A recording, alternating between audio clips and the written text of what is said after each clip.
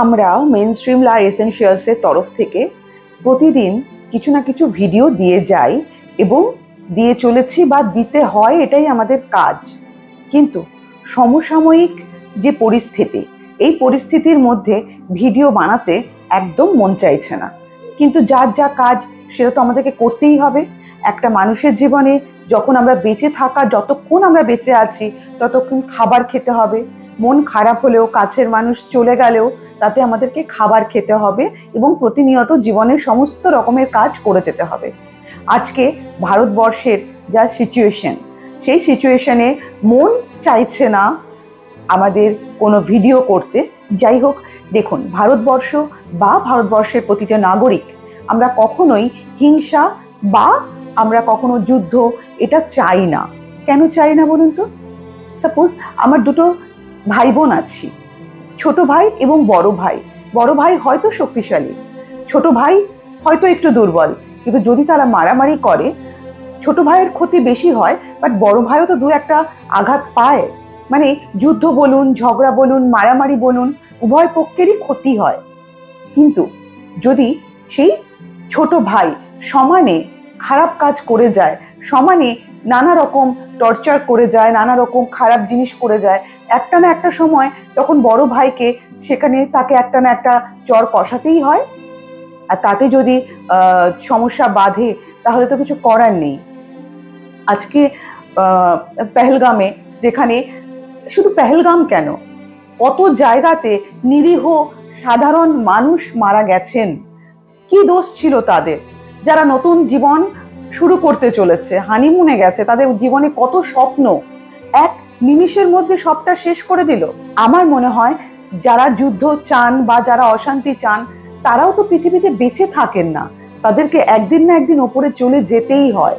কিন্তু তা সত্ত্বেও তারা যদি ওপরওয়ালার ক্ষমতা নিজেদের হাতে নিয়ে এসে সন্ত্রাসবাদী হয়ে নিরীহ মানুষদেরকে খুন করেন, তাহলে সেই দেশের প্রধানমন্ত্রী কতদিন চুপচাপ থাকবেন বলুন তো? আজকে মনটা ভীষণ ভারী, কারণ আমরা চাই না কারোর কোনো ক্ষতি হোক, সবাই সবার নিজের দেশ নিয়ে ভালো থাকুক।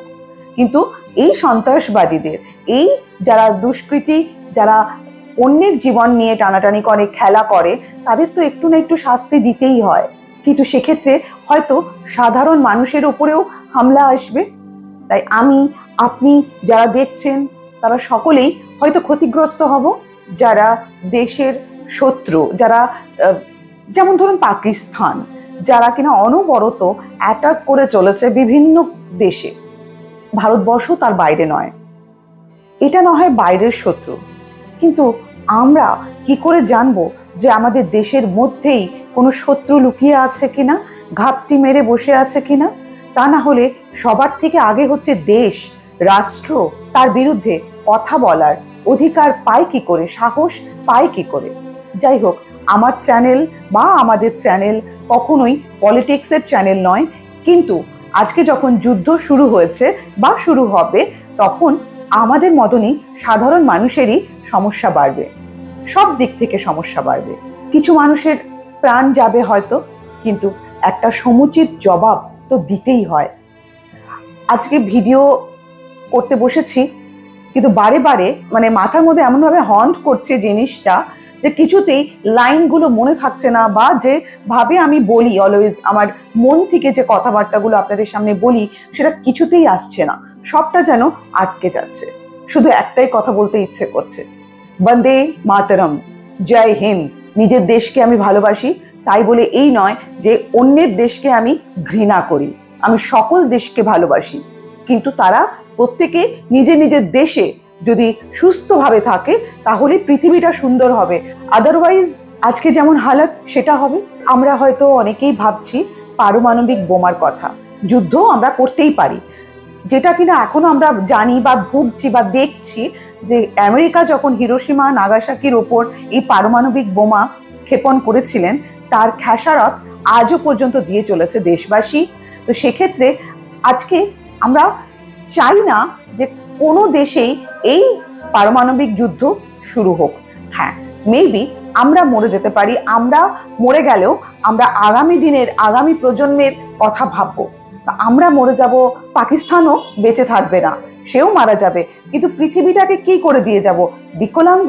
আমি চাই না যে সেই পরিস্থিতি আসুক, তবে এটা চাই যে সন্ত্রাসবাদ শেষ হোক।